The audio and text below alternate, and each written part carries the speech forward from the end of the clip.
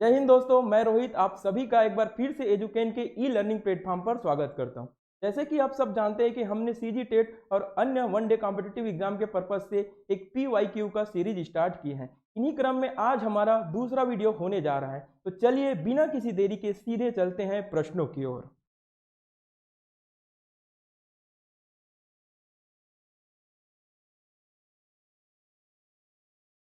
तो हमारा पहला प्रश्न क्या कहता है, प्राचीन शास्त्रों के अनुसार निम्नलिखित में से कौन सा क्रय विवाह था? According to the ancient scripture which of the following was a form of marriage by purchase. तो कौन सा क्रय विवाह था बोल रहा है। तो प्राचीन शास्त्रों में आठ प्रकार के विवाह का उल्लेख मिलता है। इसमें से पहला है गंधर्व विवाह। गंधर्व विवाह एक प्रेम विवाह हुआ करता था। प्राचीन काल में गंधर्व विवाह एक प्रेम विवाह हुआ करता था। प्रेम विवाह हुआ करता था। बात कर लेते हैं राक्षस विवाह का। तो राक्षस विवाह एक अपहरण करके विवाह किया जाता था। राक्षस विवाह में अपहरण करके विवाह किया जाता था। अपहरण विवाह था ये। राक्षस विवाह क्या था? अपहरण विवाह था। राक्षस विवाह अपहरण विवाह था। और प्रजापति विवाह की बात कर लेते हैं। तो प्रजापति विवाह बिना किसी दहेज के किया जाने वाला विवाह था। ये कौन सा विवाह था? बिना किसी दहेज के, बिना किसी दहेज के किया जाने वाला विवाह था। बिना किसी दहेज के किया जाने वाले विवाह था। ठीक है।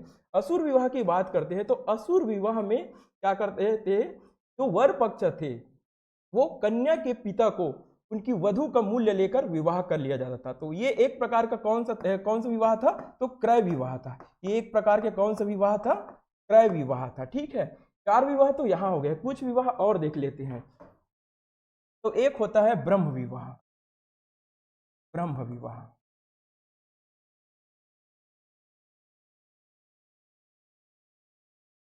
इस विवाह में क्या किया जाता था? तो जो समान वर्ण थे, समान वर्ण, एक ही वर्ण के साथ विवाह होता था। इसमें एक ही वर्ण के साथ विवाह, एक ही वर्ण के साथ विवाह था। एक ही वर्ण के साथ विवाह, एक ही वर्ण के साथ विवाह होता था। और एक होता था देव विवाह। देव विवाह में क्या होते थे? जो यज्ञ करते थे, यज्ञ करने वाले पंडित के साथ विवाह होता था। इसमें यज्ञ करने वाले पंडित के साथ, यज्ञ करने वाले पंडित के साथ विवाह, यज्ञ करने वाले पंडित के साथ, पंडित के साथ। मनुस्मृति में आठ प्रकार के विवाह का उल्लेख मिलता है। इसमें से चार को निंदनीय और चार को एक अच्छे प्रकार का विवाह माना गया है। ठीक है। तो प्रश्न के अनुसार क्या हो जाएगा, इसका सही आंसर क्या हो जाएगा? असुर विवाह एक प्रकार का क्रय विवाह था। ठीक। नेक्स्ट क्वेश्चन की ओर चलते हैं। नेक्स्ट क्वेश्चन क्या कर रहा है? याज्ञवल्क्य के अनुसार पुत्र विहीन पति की मृत्यु के बाद उसकी संपत्ति का प्रथम अधिकारी किसका होता है? According to the Yajnavalkya, who has the first right to the property of the husband who dies without a son. मतलब किसी भी पति का बिना किसी पुत्र के मृत्यु हो जाने के बाद उसका जो संपत्ति है उन पर किसका अधिकार होता है? तो पुत्र ऑप्शन में दिया है। तो पुत्र कॉमन सेंस वाली बात है। पुत्र ही नहीं रहेगा तो पुत्र का संपत्ति पर क्या अधिकार बनेगा ही नहीं। तो पुत्र नहीं हो सकता, पिता भी नहीं होगा और भाई भी नहीं होगा।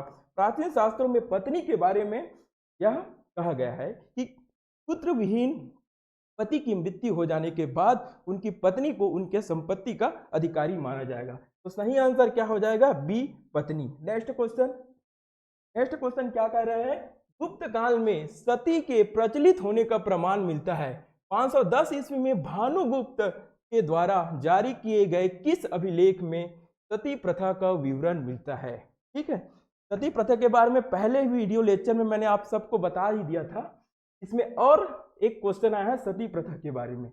Evidence of the practice of sati is founded during to the Gupta period which inscription issued by the Bhanugupta in 510 AD describe the practice of sati. ठीक है। तो कौन सा अभिलेख में सती प्रथा का प्रमाण मिलता है, ये क्वेश्चन हमसे पूछा गया है। तो भीतरीगढ़ अभिलेख स्कंदगुप्त का एक अभिलेख है। ठीक है। स्कंदगुप्त का अभिलेख है। ठीक है।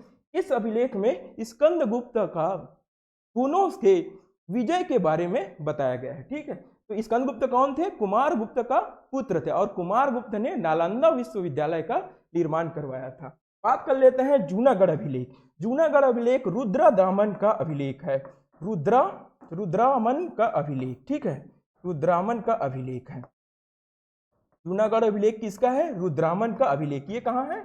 गुजरात में। ठीक है, एरन अभिलेख 510 ईस्वी में लिखा गया और ये भानुगुप्त का अभिलेख है। ठीक है, ये कौन किसका अभिलेख है? भानुगुप्त का अभिलेख है। ठीक,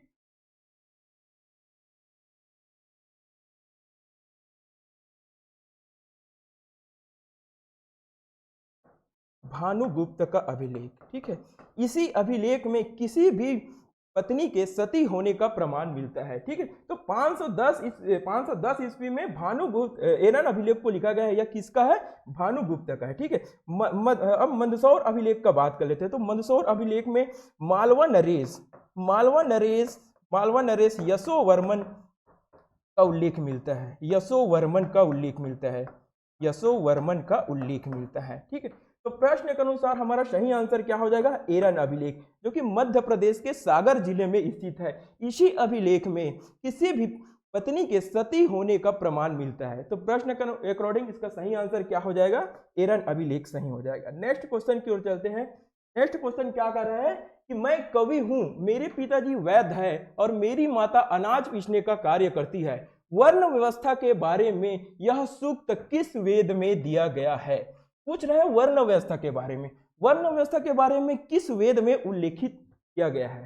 ठीक है, I am a poet, my father is the physician and my mother is the grand in which Veda is the verse about the caste system founded. ठीक है, क्या बोल रहा है? वर्ण व्यवस्था के बारे में बताया गया है, मतलब पूछा गया है। ठीक, तो सबसे पहले ऋग्वेद के बारे में बात कर लेते हैं। तो ऋग्वेद कौन सा है? विश्व के सबसे प्राचीनतम वेद है। ऋग्वेद प्राचीनतम वेद है। ठीक है, प्राचीन वेद है। ठीक है, इस वेद में कुल 10 मंडल हैं। ठीक है, 10 मंडल है। ठीक है, 10वें मंडल में वर्ण व्यवस्था के बारे में जानकारी मिलती है। 10वें मंडल में वर्ण व्यवस्था के बारे में जानकारी मिलती है। ठीक है, 10वें मंडल में, और इसी के तीसरे मंडल में गायत्री मंत्र का उल्लेख मिलता है। ठीक, गायत्री मंत्र का उल्लेख मिलता है। ठीक, गायत्री मंत्र का उल्लेख मिलता है। तीसरे मंडल में गायत्री मंत्र का उल्लेख मिलता है। बात कर लेते हैं यजुर्वेद। तो ये क्या है? गद्य एवं पद्य में मिलता है। गद्य एवं पद्य में, गद्य और पद्य में यजुर्वेद है। ठीक है, सामवेद को संगीत का जनक कहा जाता है। सामवेद को संगीत का जनक कहा जाता है। संगीत का जनक, ये संगीत का जनक वेद है सामवेद। ठीक है, सारे गामा पाधा निशा की उत्पत्ति इसी वेद से हुआ है। ठीक है, और अथर्ववेद की बात करते हैं तो अथर्ववेद का संबंध जादू टोना से। ठीक है, जादू टोना का उल्लेख अथर्ववेद में मिलता है।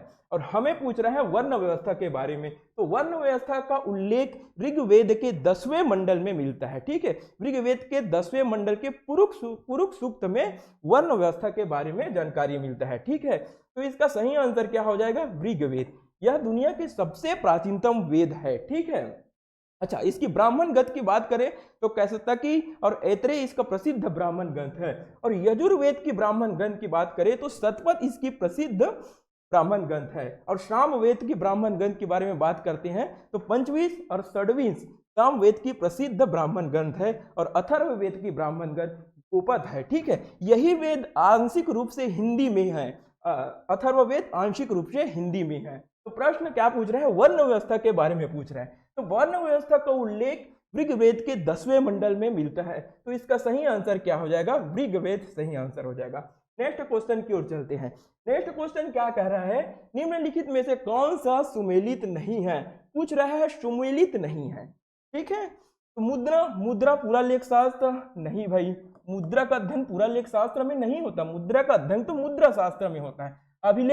अभिलेख मुद्रा शास्त्र में होता है क्या? नहीं, अभिलेख का वर्णन तो पूरा लेख शास्त्र में होता है। तो ये दोनों इंटर क्रॉस कर दिए है। ठीक है, तो ये आंसर भी नहीं हो सकता। तो प्राचीनतम दस्तावेज पूरा लिपि शास्त्र, ये सही होगा। लेकिन हमें पूछ रहा है सही नहीं है। तो सही नहीं है उसको हमें सही बताना है। ठीक है, तो 1 और 2 सही नहीं है। देखो, 1 और 2 सही नहीं है। ठीक है। तो इसका हमारा सही आंसर क्या हो जाएगा, 1 और 2। 1 और 2 सही नहीं है, ठीक है। इसका सही आंसर क्या हो जाएगा, 1 और 2, ठीक है। मुद्रा का अध्ययन मुद्रा शास्त्र में करते हैं और अभिलेख का अध्ययन पूरा लेख शास्त्र में करते हैं और प्राचीन दस्तावेज का अध्ययन पूरा लिपि शास्त्र में करते हैं, ठीक है। सही आंसर क्या हो जाएगा, 1 और 2, क्योंकि हमें सही सुमेलित नहीं है पूछा गया है, ठीक है। तो सही आंसर क्या हो जाएगा, 1 और 2। नेक्स्ट क्वेश्चन की ओर चलते हैं। नेक्स्ट क्वेश्चन क्या कह रहा है, नेक्स्ट क्वेश्चन कह रहा है निम्नलिखित में से कौन सा प्रागैतिहासिक चित्रकला के लिए प्रसिद्ध है, यानी कि पाषाण काल के बारे में पूछ रहा है। प्रागैतिहासिक मतलब पाषाण काल के बारे में पूछ रहा है। तो पाषाण काल के बारे में हमें इस प्रश्न का पाषाण काल के बारे में इस प्रश्न का उत्तर देना है, ठीक है। विच of the following sites is famous for prehistoric cave paintings, ठीक है। पाषाण काल के बारे में हमें पूछ रहा है, चित्रकला पाषाण काल, ठीक है। तो अजंता कहाँ है, अजंता महाराष्ट्र में है, ठीक है। और ये बौद्ध चित्रकला के लिए प्रसिद्ध है। कौन से चित्रकला के लिए, बौद्ध चित्रकला के लिए, बौद्ध चित्रकला के लिए अजंता प्रसिद्ध है, ठीक है। बाघ की गुफा के बारे में बात कर लेते हैं। तो बाघ की गुफा भी बौद्ध चित्रकला के लिए प्रसिद्ध है और यह कहाँ है, ये मध्य प्रदेश में है। ये भी बौद्ध चित्रकला के लिए प्रसिद्ध है, ठीक है। बौद्ध चित्रकला के लिए प्रसिद्ध है, चित्रकला के लिए प्रसिद्ध है, ठीक। अब भीमबेटका के बारे में बात कर लेते हैं। तो भीमबेटका प्रागैतिहासिक चित्रकला के लिए प्रसिद्ध है। यह कहाँ है, मध्य प्रदेश में है, ठीक है, मध्य प्रदेश में ही स्थित है। अच्छा, छत्तीसगढ़ का भीमबेटका किस स्थान को कहा जाता है, यदि आपसे पूछ लिया जाए तो सिंघनपुर की गुफा, ठीक है। सिंघनपुर की गुफा को छत्तीसगढ़ का भीमबेटका कहा जाता है, ठीक है। तो प्रश्न के अनुसार क्या हो जाएगा, प्रागैतिहासिक चित्रकला के बारे में पूछ रहा है। तो कौन सा है, भीमबेटका, जो कि मध्य प्रदेश में स्थित है, ठीक। नेक्स्ट क्वेश्चन की ओर चलते हैं। नेक्स्ट क्वेश्चन क्या कह रहा है कि वैदिक काल के संदर्भ में सही है, पूछ रहा है वैदिक काल के संदर्भ में सही है। कह रहा है कथन, सन्यासी सदैव पलायनवादी नहीं थे। हमें वैदिक काल के बारे में, वैदिक काल के संदर्भ में बताना है, वर्तमान काल के संदर्भ में नहीं बताना है। पूछ रहे हैं सही है, तो कथन क्या दिया है, सन्यासी सदैव पलायनवादी नहीं थे। बिल्कुल बिल्कुल सही है, सन्यासी सदैव पलायनवादी नहीं थे। कुछ सन्यासी तो घर में भी रहते थे और कुछ हिमालय भी चले जाते थे, तो सन्यासी सदैव पलायनवादी नहीं थे, सही है भाई। कारण क्या दिया है, सन्यासी वास्तव में कुछ मौलिक प्रश्नों के उत्तर खोजने में संलग्न थे। बिल्कुल थे, या कुछ मौलिक प्रश्न थे उनके उत्तर खोजने में संलग्न थे सन्यासी, तो ये भी सही है, ठीक है।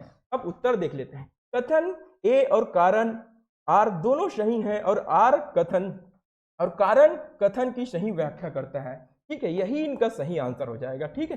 कथन ए सही है लेकिन कथन आर गलत है, ये नहीं होगा, ठीक है। कथन ए तो सही है तो गलत दे दिया है, ठीक है। तो सही आंसर क्या हो जाएगा, कथन और कारण दोनों सही हैं और दोनों एक दूसरे की व्याख्या करते हैं, ठीक। इसका सही आंसर क्या हो जाएगा, ए। नेक्स्ट क्वेश्चन की ओर चलते हैं। नेक्स्ट क्वेश्चन क्या कह रहा है, सिंधु घाटी सभ्यता में गोदीबाड़ा डाकयार्ड के अवशेष कहाँ मिले हैं, ठीक। सिंधु घाटी सभ्यता में गोदीबाड़ा यानी कि डाकयार्ड के अवशेष कहाँ मिले हैं। Where have the remains of the dockyard been founded the Indus valley civilisation, मतलब बंदरगाह पूछ रहे हैं। डाकयार्ड मतलब बंदरगाह, ठीक है। कलिबंगा देख लेते हैं। कलिबंगा में जूते हुए खेत का साक्ष्य मिला है, ठीक है। कलिबंगा में जूते हुए खेत का साक्ष्य मिला है, ठीक है। मोहनजोदड़ो की खुदाई 1922 में राखल दास बनर्जी द्वारा किया गया था, ठीक है। राखल दास बनर्जी, वृहद स्नानागार यहाँ मिला है, ठीक है।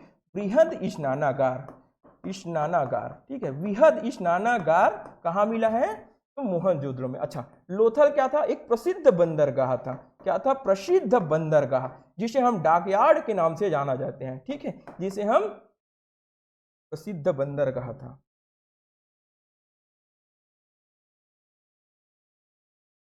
लोथल क्या था, एक प्रसिद्ध बंदरगाह था।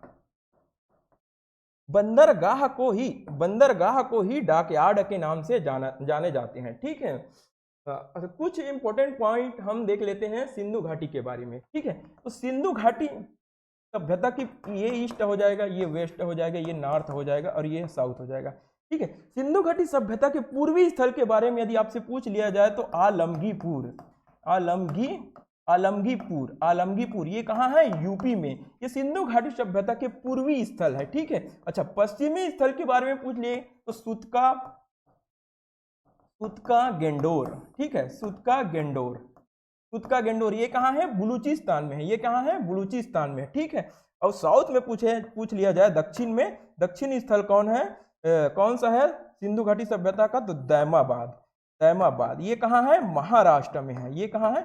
महाराष्ट्र में है। और उत्तरी स्थल के बारे में पूछ लिया जाए तो क्या लिखोगे? मांडा इसका उत्तरी स्थल, और जो कि कहाँ है? जम्मू एंड कश्मीर में, ठीक है, जम्मू एंड कश्मीर में, ठीक है। तो गोदीपाड़ा का साक्ष्य कहाँ मिला है पूछा है, तो लोथल इसका सही आंसर हो जाएगा, ठीक। नेक्स्ट क्वेश्चन की ओर चलते हैं।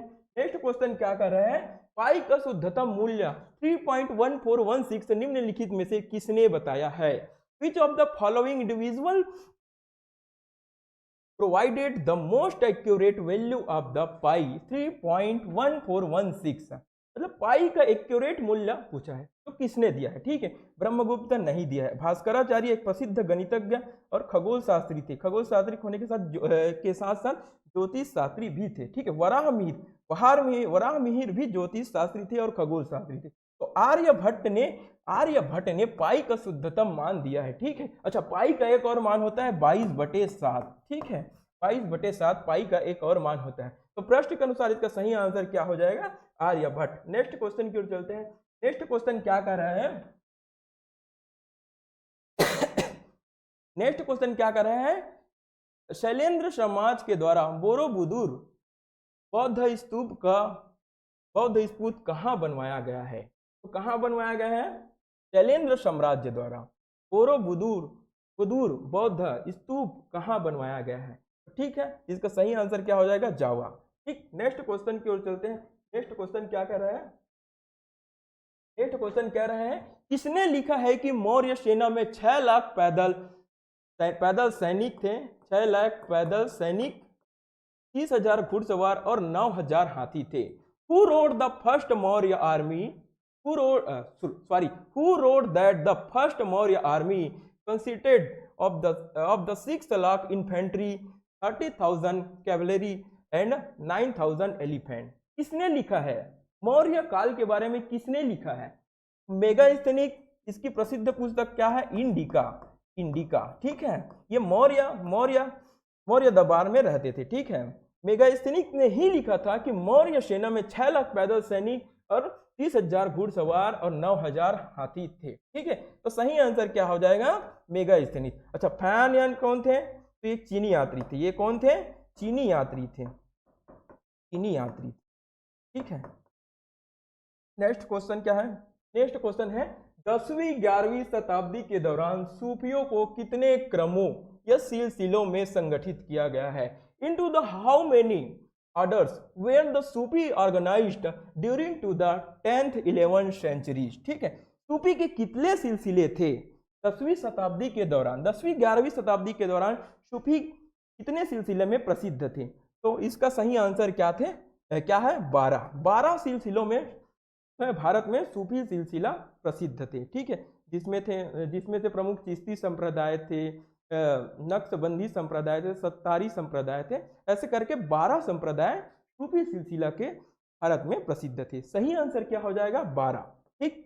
नेक्स्ट क्वेश्चन की ओर चलते हैं। नेक्स्ट क्वेश्चन क्या कर रहा है? निम्नलिखित में से कौन सा जोड़ा सुमेलित नहीं है? क्या पूछ रहा है? निम्न में से कौन सा जोड़ा सुमेलित नहीं है? ये भैया भक्ति काल से संबंधित प्रश्न है। भक्ति काल से संबंधित बहुत सारे प्रश्न मैंने अपने पहले ही वीडियो लेक्चर में भी करा दिया है, ठीक है। उसी क्रम में ये फिर से पूछ रहा है, भक्ति काल के संबंध में पूछ रहा है, ठीक है। अंडाला और नम अलवार, ये 8वीं-9वीं शताब्दी, ये सही है भाई, बिल्कुल। मैंने बताया था कि भक्ति काल की शुरुआत 7वीं-8वीं शताब्दी में दक्षिण भारत से होता है। दक्षिण भारत में जो अलवार संत थे, अलवार संतों की संख्या कितनी बताया था मैंने? 12 बताया था। उनमें से एकमात्र महिला संत कौन थी? अंडाला थी। तो अंडाला का जो कार्यकाल 8वीं से 9वीं शताब्दी, 8वीं शताब्दी, क्योंकि भक्ति आंदोलन का शुरुआत 7वीं से 8वीं शताब्दी में दक्षिण भारत में हुआ था। तो अंडाला उसमें क्या थी? एकमात्र महिला संत थी ठीक है। तो अंडाला और नम अलवार कौन, ये सही हो जाएगा। ठीक है। बसवन्ना 1100 से 1200 ईस्वी सन, ये भी सही हो जाएगा। और शंकरदेव और तुकाराम 1400 से 1500, ये भी ठीक है। शंकरदेव कहाँ, असम में भक्ति आंदोलन का नेतृत्व किया था। ठीक है, असम में। और तुकाराम वरकरी संप्रदाय के संस्थापक थे और ये महाराष्ट्र में भक्ति आंदोलन का नेतृत्व किया। ठीक है। लेकिन रामानंद और चोखा मेला, रामानंद और चोखा मेला का जो काल है वो सुमेलित नहीं है। ठीक है। रामानंद का तो रामानंद का जो काल था वो क्या था, 15वीं शताब्दी था, 15वीं शताब्दी। क्योंकि जो दक्षिण भारत में जो भक्ति आंदोलन थे उसे उत्तर भारत में ले जाने का श्रेय इसी रामानंद को जाते हैं। ठीक है। यही कौन थे, तुलसीदास जी के गुरु थे। ठीक है। तो ये सुमेलित नहीं है। ठीक है। और नहीं है पूछा है, तो जो नहीं है वही हमारा सही आंसर हो जाएगा। तो रामानंद, इसका रामानंद और चोखा मेला इसका सही आंसर हो जाएगा। नेक्स्ट क्वेश्चन की ओर चलते। ठीक है। फिर से भक्ति आंदोलन से संबंधित क्वेश्चन है। सूची 1 को सूची 2 से मिलाकर सही उत्तर चुनिए। पूछ रहा है सही उत्तर चुनिए। ठीक है। तो नामदेव अच्छा, नामदेव ने कहा भक्ति आंदोलन से, नामदेव का संबंध कहां से है। ठीक है। भक्ति आंदोलन के संबंध में नामदेव का संबंध कहां से है, तो भैया नामदेव हो जाएगा महाराष्ट्र। ठीक है। चैतन्य महाप्रभु हो जाएगा पश्चिम बंगाल। ठीक है। रामानुजाचार्य हो जाएगा भैया तमिलनाडु। और रैदास, इसे सॉरी रैदास या रविदास, रैदास भी कहते हैं इसे और रविदास भी कहते हैं, इसका संबंध उत्तर प्रदेश से है। ठीक है। अब देखो नामदेव, नामदेव दूसरा आएगा। ठीक है। नामदेव दूसरा, इसमें है क्या, नहीं, इसमें एक का दे दिया है तीसरा, लेकिन ए का हमें हमारा आंसर क्या आ जाएगा, दूसरा। ये ऑप्शन नहीं हो सकता। ठीक है। ए का दूसरा इसमें भी दिया, इसमें भी दिया, ये भी नहीं हो सकता। ठीक है। और चैतन्य महाप्रभु पश्चिम बंगाल, मतलब बी का ए, बी का यहाँ तीसरा दिया है तो ये भी ऑप्शन नहीं हो सकता। बी का ए, केवल बी ऑप्शन में दिया है, बी विल बी राइट, इसका सही आंसर हो जाएगा। ठीक है। नेक्स्ट क्वेश्चन की ओर चलते हैं। नेक्स्ट क्वेश्चन क्या कह रहा है, निम्नलिखित कथन भक्ति की प्रारंभिक परंपराओं से संबंधित है, इनमें से कौन सा सही है। ठीक, सही है पूछा है। ठीक है। तीसरा क्वेश्चन है ये, भक्ति आंदोलन से तीसरा क्वेश्चन है, तो भक्ति आंदोलन को अच्छे से आप लोगों को पढ़ना है। ठीक है। तीसरा क्वेश्चन आ गया ये भक्ति आंदोलन से, क्या रहा है, पहला ऑप्शन, पूजा के विभिन्न स्वरूपों के विकास के दौरान संत कवि आमतौर पर ऐसे नेता के रूप में उमड़े, है। ठीक है। ठीक, उमड़े जिनके आसपास भक्तों का एक समुदाय विकसित हुआ था। ठीक है, सही है भाई। पूजा के तो विभिन्न स्वरूप हैं भाई, कोई विष्णु को मानते हैं, कोई राम को मानते हैं, कोई कृष्ण को मानते हैं। तो भैया संत जो थे, संत आमतौर पर ऐसे नेता तो पंडित हुआ करते थे, मतलब संत का संबंध पंडित ही मान सकते हो, तो पंडित ऐसे नेता के रूप में उभरे थे जो आसपास भक्तों, जिसके आसपास भक्तों का समुदाय। वर्तमान समय में भी देखे हो बहुत से कथावाचक हैं, एक प्रकार के संत तो ही हैं, उनके मतलब सामने जो भक्तों का जन सैलाब उमड़ पड़ता है। तो यहाँ भी वही कहा गया है, तो ये आंसर क्या हो जाएगा, सही हो जाएगा। ठीक है, सही है पूछा है। ठीक है। दूसरा कथन देख लेते हैं, भक्ति के कई स्वरूपों में ब्राह्मण तो देवताओं और भक्तों के बीच महत्वपूर्ण मध्यस्थ के रूप में बने थे। ठीक है। ये भक्ति के कई स्वरूप थे, मैंने अभी बताया, कृष्ण भक्ति थे, राम भक्ति थे, विष्णु भक्ति थे। तो इसमें जो ब्राह्मण होते थे वे कौन थे, ईश्वर और जो भक्त के बीच मध्यस्थ की कड़ी के रूप में काम करते थे। ठीक है। तो ये भी सही हो जाएगा, ये भी सही हो जाएगा। ठीक है। और कह रहे हैं भक्ति परंपराओं को आमतौर पर इतिहासकारों द्वारा दो व्यापक वर्गों में बांटा गया है, और वो दो वर्ग कौन है, सगुण और निर्गुण। मैंने पहले वीडियो लेक्चर में बताया था भक्ति काल को दो भागों में बांटते हैं। ठीक है। पहला है सगुण। सगुण कौन होते थे, जो ईश्वर को साकार रूप में मानते हैं, मूर्त रूप में मानते हैं। और निर्गुण कौन होते थे, ईश्वर को निराकार रूप में मानते थे। ठीक है। तो भक्ति आंदोलन को दो भागों में बांटते हैं, सगुण और निर्गुण भक्ति धारा। तो ये भी कथन सही हो जाएगा। ठीक है। और हमें पूछ रहा है सही कथन के बारे में, तो सही कथन क्या हो जाएगा, इसमें केवल एक दिया है, नहीं भाई इसमें तो तीनों सही हैं, तो केवल एक का कोई काम नहीं है। 1 और 3 ये भी नहीं भाई, 1 और 2 ये भी नहीं। सही आंसर क्या हो जाएगा, हमारा तीनों जो कथन है वो सही हो जाएगा। ठीक है। नेक्स्ट क्वेश्चन की ओर चलते हैं। नेक्स्ट क्वेश्चन क्या कह रहा है, ये है स्वतंत्रता आंदोलन संबंध में। ठीक है। 1857 की क्रांति के संबंध में ये क्वेश्चन पूछा गया है। ठीक है। Where did the soldiers begins their rebellion on 10 मई 1857? ठीक है। 10 मई 1857 को सैनिकों ने कहाँ विद्रोह किया था, कहाँ विद्रोह शुरू किया था? ये वाला क्वेश्चन का आंसर भी मैंने पहले वीडियो में बता दिया था, ठीक है। तो फिर से देख लेते हैं भैया। सबसे पहले 10 मई 1857 शुरुआत कहाँ होता है? सैन्य विद्रोह के रूप में बैरकपुर में होता है। मंगल पांडे 1857 की क्रांति का पहला शहीद माना जाता है, ठीक है। लेकिन शुरुआत, व्यापक रूप से शुरुआत कहां से माना जाता है? तो मेरठ छावनी से। मेरठ छावनी में ही 10 मई 1857 को सैनिकों ने विद्रोह शुरू किया था, ठीक है। अब देख लेते हैं, अब क्या देख लेते हैं? 1857 की क्रांति में जो कुछ नेता थे वो विभिन्न स्थानों में आंदोलन किए थे, आंदोलन का नेतृत्व कर रहे थे, ठीक है। तो कानपुर में नाना साहेब ने 1857 का क्रांति का नेतृत्व किया था। नाना साहेब ने 1857 की क्रांति का नेतृत्व किया था। बैरकपुर में मंगल पांडे, ठीक है, बैरकपुर में मंगल पांडे ने 1857 की क्रांति का नेतृत्व किया था। और लखनऊ में बेगम हजरत महल ने 1857 की क्रांति का नेतृत्व किया। बेगम हजरत महल, ठीक है। कुछ और देख लेते हैं, फैजाबाद का देख लेते हैं। फैजाबाद का नेतृत्व किसने किया था? फैजाबाद का नेतृत्व अहमदुल्ला ने फैजाबाद में 1857 की क्रांति का नेतृत्व किया था। और इसी को पकड़ने के लिए अंग्रेज सरकार द्वारा 50,000 का इनाम रखा गया था, ठीक है। 50,000 का इनाम रखा गया था। इसको पकड़ने के लिए अंग्रेज सरकार द्वारा 50,000 का इनाम रखे गए थे, ठीक है। अच्छा, झांसी में किसने किया? झांसी में तो सब जानते हैं, झांसी में 1857 की क्रांति का नेतृत्व किसने किया? तो रानी लक्ष्मीबाई, ठीक है, रानी लक्ष्मीबाई, ठीक है। रानी लक्ष्मीबाई झांसी में 1857 की क्रांति का नेतृत्व किया था, ठीक है। अगर आपसे ये पूछ लिया जाए कि 1857 की क्रांति का अखिल भारतीय नेता कौन थे, तो आपका जवाब आना चाहिए बहादुर शाह जफर द्वितीय। ये अंतिम मुगल सम्राट भी थे और 1857 की क्रांति का अखिल भारतीय नेता भी थे। अच्छा, 1857 के क्रांति के समय वायसराय कौन था? वायसराय कौन था? तो कैनिंग 1857 की क्रांति के समय वायसराय थे, ठीक है। तो प्रश्न के अनुसार हमारा सही आंसर क्या हो जाएगा? सही आंसर, सैनिकों ने कहां विद्रोह किया था? तो मेरठ छावनी में ही यह विद्रोह 10 मई 1857 को प्रारंभ होता है, ठीक है। सही आंसर क्या हो जाएगा? डी, मेरठ, ठीक। नेक्स्ट क्वेश्चन की ओर चलते हैं। नेक्स्ट क्वेश्चन क्या कह रहा है? सन 1616 ईस्वी में जहांगीर ने निम्नलिखित में से किसको दक्षिण का सूबेदार बनाया था? कौन? जहांगीर, ठीक है। जहांगीर अपने दक्षिण भारत अभियान में किसको दक्षिण का सूबेदार बनाया था? ठीक है। तो खुर्रम, ये कौन थे? अच्छा, इसका वास्तविक शाहजहां का वास्तविक नाम था, ठीक है। शाहजहां का वास्तविक नाम, ठीक है। शाहजहां का रियल नाम क्या था? खुर्रम, ठीक है। मलिक अंबर, ठीक है, मलिक अंबर को ही दक्षिण का सूबेदार नियुक्त किया गया था, ठीक है। जहांगीर द्वारा दक्षिण भारत अभियान में सूबेदार किसको नियुक्त किया गया था? तो मलिक अंबर। इसका सही आंसर क्या हो जाएगा? मलिक अंबर, ठीक है। नेक्स्ट क्वेश्चन की ओर चलते हैं। नेक्स्ट क्वेश्चन क्या कह रहा है? मुगल काल के बारे में आ गया, ठीक है।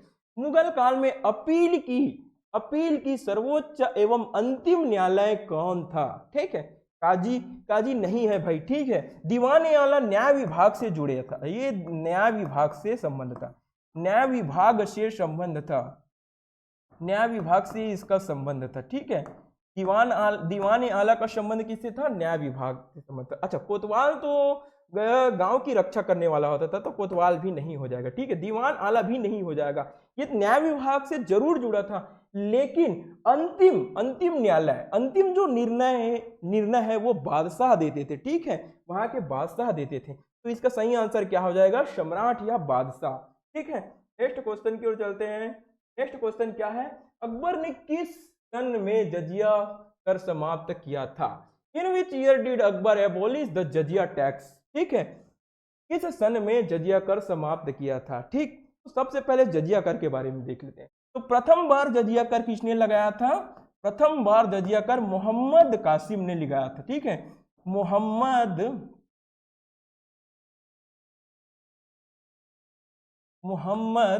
बिन कासिम द्वारा जजिया कर सबसे प्रथम लगाया था, फिर इसे समाप्त कर दिया गया था, ठीक है। समाप्त कर दिया गया था। किसके द्वारा? अकबर के द्वारा। अकबर के द्वारा इसे समाप्त कर दिया गया था। ठीक है, फिर से दूसरी बार लगा देता है कौन? दूसरी बार जजिया कर। दूसरी बार जजिया कर। जजिया कर कौन लगाता है भैया? तो औरंगजेब। ठीक है, औरंगजेब दूसरी बार जजिया कर लगाता है। ठीक है, अब जजिया कर क्या होता है? एक सवाल आपके मन में जरूर उठ रहा होगा कि जजिया कर क्या होता है। तो जजिया कर एक ऐसा विरोधा प्रथा था जो जिसमें क्या थे, जो गैर मुसलमान थे, गैर मुसलमानों से क्या लिया जाता था? टैक्स लिया जाता था। तो इसे ही हम क्या कहते हैं? जजिया कर कहते हैं। और पूछ रहा है कब समाप्त किया गया था। ठीक है, 1565, 1566, इसको कर लो 1564। ठीक है, ये ऑप्शन नहीं दिया गया है, 1564। ठीक है, तो जजिया कर 1564 में। ठीक, जजिया कर को समाप्त कब किया गया था भैया? 1564 में।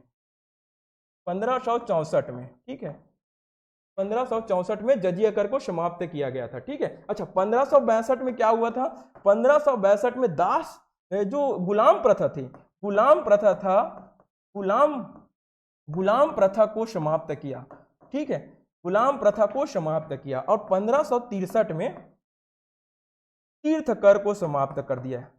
तीर्थ कर को समाप्त कर दिया। तीर्थ कर को समाप्त कर दिया। और 1564 में 1564 में जजिया कर समाप्त, जजिया कर को समाप्त किया। ठीक है, अच्छा एक पॉइंट और लिख लेते हैं, 1579।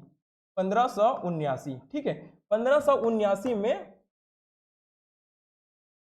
मजहर की घोषणा करता है।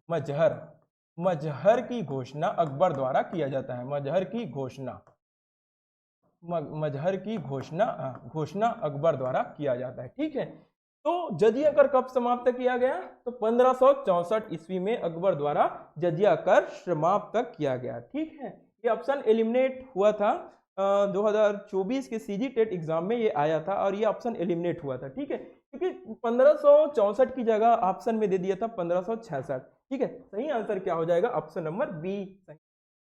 नेक्स्ट क्वेश्चन की ओर चलते हैं। पूछ रहा है शाहमहल का संबंध किस राज्य से है? ठीक है, शाहमहल का संबंध किस राज्य से है? Shahmahal is associated with which state? ठीक है, तो असम में है क्या? नहीं, असम में नहीं है, मध्य प्रदेश में भी नहीं है और बंगाल में भी नहीं है। शाहमहल का संबंध कहां से है? उत्तर प्रदेश। तो इसका सही आंसर क्या हो जाएगा? उत्तर प्रदेश सही आंसर हो जाएगा। नेक्स्ट क्वेश्चन क्या है? नेक्स्ट क्वेश्चन क्या है? 1857 की क्रांति के समय भारत का गवर्नर जनरल कौन था? 2 बार मैंने ये क्वेश्चन का आंसर बता दिया है। पहले वीडियो लेक्चर में भी इस क्वेश्चन का आंसर मैंने बता ही दिया था और अभी कुछ देर पहले ही इस क्वेश्चन का आंसर मैंने बता दिया था। 1857 के क्रांति के समय भारत का जो गवर्नर जनरल था वो कौन था? कैनिंग था। ठीक है, कैनिंग था। अच्छा, वेलिलाजी को सहायक संधि का जनक माना जाता है। ठीक है, सहायक संधि का जनक, सहायक संधि का जनक। ठीक है, सहायक संधि का जनक। लेकिन सहायक संधि प्रारंभ करने वाला कौन थे? यदि आपके एग्जाम में पूछा जाए तो वेलिलाजी नहीं डालोगे।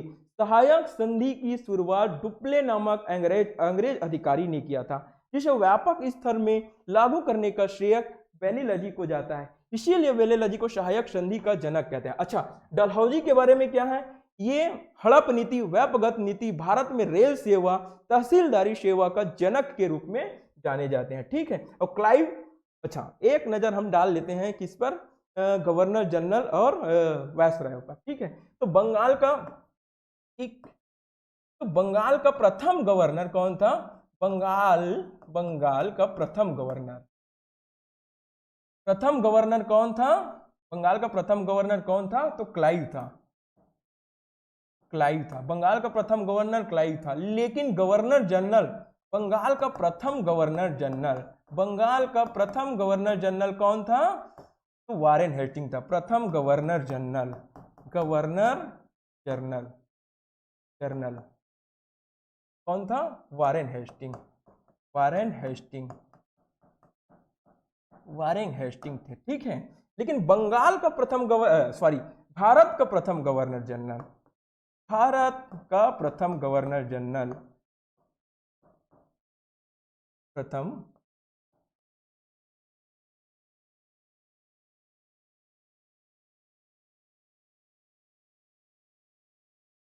भारत का प्रथम गवर्नर जनरल।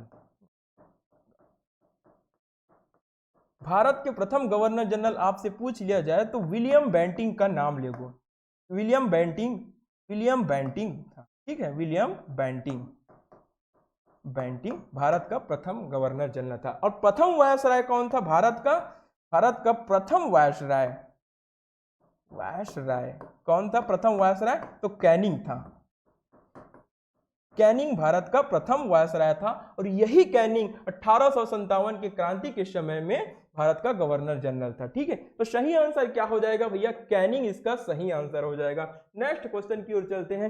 नेक्स्ट क्वेश्चन क्या कह रहा है? निम्नलिखित कथनों पर विचार कीजिए। कथन दिया है अकबर ने पति की चिता पर विधवा के जल जाने से सती प्रथा पर रोक लगा दिया था। बिल्कुल सही, ठीक है, अकबर ने ही सती प्रथा पर रोक लगाया था। 1829 में राजा राम मोहन रॉय द्वारा एक्ट पारित किया गया था। उस समय अकबर का शासनकाल चल रहा था, तो भैया सती प्रथा पर रोक लगाया था। ठीक है, ये सही है। ठीक कह रहा है अकबर ने बाल विवाह को हतोत्साहित किया था तथा हिंदुओं में विधवा पुनर्विवाह को प्रोत्साहित किया था।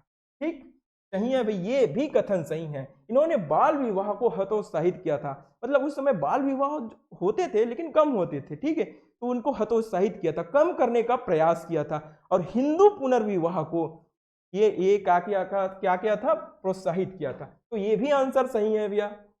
ठीक है, उपयुक्त में से कौन सा सही है पूछ रहा है। ठीक है, केवल एक तो नहीं है भैया, दो भी सही है, केवल दो ये भी नहीं है, एक और दो दोनों सही, एक और दो दोनों गलत नहीं। सी विल बी राइट आंसर। ठीक, अगला क्वेश्चन क्या है? झांसी की रानी लक्ष्मीबाई को पराजित करने वाले जनरल का क्या नाम था? ठीक है, झांसी की रानी लक्ष्मीबाई को पराजित करने वाले जनरल का क्या नाम था? The name of the general who defeated Rani Lakshmibai of Jhansi was. तो झांसी की 1857 की जब क्रांति चल रही थी उस समय जो क्रांतिकारी थे वो विभिन्न क्षेत्रों में आंदोलन का नेतृत्व कर रहे थे। इसी क्रम में झांसी में रानी लक्ष्मीबाई अपने नेतृत्व कर रही थी। ठीक है, तो उसको पराजित करने वाले जनरल का नाम क्या था? ठीक है, डलहौजी तो नहीं है भैया। ठीक है, डफरिन नहीं, करजन नहीं। ठीक है, तो ह्यूरोज इसका सही आंसर हो जाएगा। अच्छा, करजन के संबंध में, अच्छा, बंगाल विभाजन करजन के समय में हुआ था। ठीक है, डफरिन को जब कांग्रेस का स्थापना हुआ, भारतीय राष्ट्रीय कांग्रेस का स्थापना हुआ, तब उस समय भारत के जो वायसराय थे वो लॉर्ड डफरिन थे। ठीक है, तो सही आंसर क्या हो गया आएगा? ह्यूरोज सही आंसर हो जाएगा, जो रानी लक्ष्मीबाई को झांसी में पराजित किया था। ठीक, सही आंसर क्या हो जाएगा? B, Hugh Rose. नेक्स्ट क्वेश्चन क्या कह रहा है?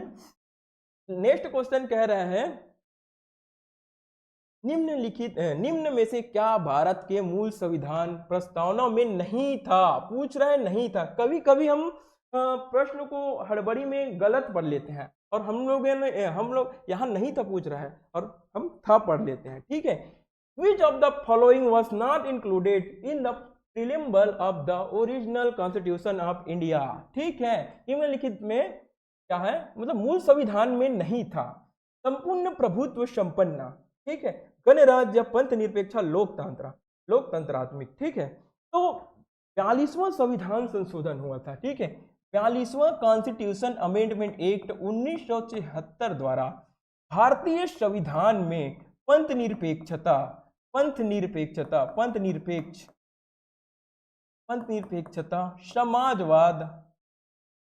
समाजवाद और अखंडता जैसे शब्द को जोड़े गए थे। अखंडता, ये तीनों को जोड़ा गया था, अखंडता जैसे शब्द को जोड़ा गया था। ठीक है, तो कौन सा नहीं है पूछा है, तो कौन सा नहीं है? पंथ निरपेक्षा नहीं है। ठीक है, अब इन चारों का मतलब भी जानना बहुत जरूरी है। ठीक है, क्योंकि एग्जाम पॉइंट ऑफ व्यू से ये चारों का जानना भी बहुत जरूरी है। ठीक है, संपूर्ण प्रभुत्व संपन्न का मतलब क्या होता है? तो संपूर्ण प्रभुत्व संपन्न का मतलब है कि भारत अपने आंतरिक एवं बाह्य निर्णय लेने में सक्षम है। मतलब किसी भी मामले पर निर्णय लेने के लिए भारत किसी अन्य देश पर निर्भर नहीं है। इसे संपूर्ण प्रभुत्व संपन्न कहते हैं। ठीक है, गणराज्य का मतलब क्या होता है? गणराज्य का मतलब है कि भारत में जो सर्वोच्च पद है वो क्या होते हैं? निर्वाचित होते हैं। सर्वोच्च पद कौन सा है? राष्ट्रपति। तो राष्ट्रपति निर्वाचित होते हैं, मनोनीत नहीं होते। ठीक है, तो इसका मतलब यही है, क्या है? सर्वोच्च पद निर्वाचित होते हैं। ठीक, अब पंथ निरपेक्ष का मतलब क्या है? कि पंथ निरपेक्ष का मतलब है राज्य का कोई अपना धर्म नहीं होगा। ठीक है, धर्म का राज्य से अलगाव, ये पंथ निरपेक्षता हमें बताता है। ठीक है, और लोकतांत्रिक का मतलब क्या है? जहां की सर्वोच्च शक्ति जनता में निहित होती है। जहां की सर्वोच्च शक्ति किसमें निहित होती है? जनता में निहित होती है। ठीक है, तो इसका सही आंसर क्या है? प्रस्तावना में शामिल नहीं था। ठीक है, तो पंथ निरपेक्षता शामिल नहीं था। ठीक, नेक्स्ट क्वेश्चन की ओर चलते हैं। नेक्स्ट क्वेश्चन क्या है?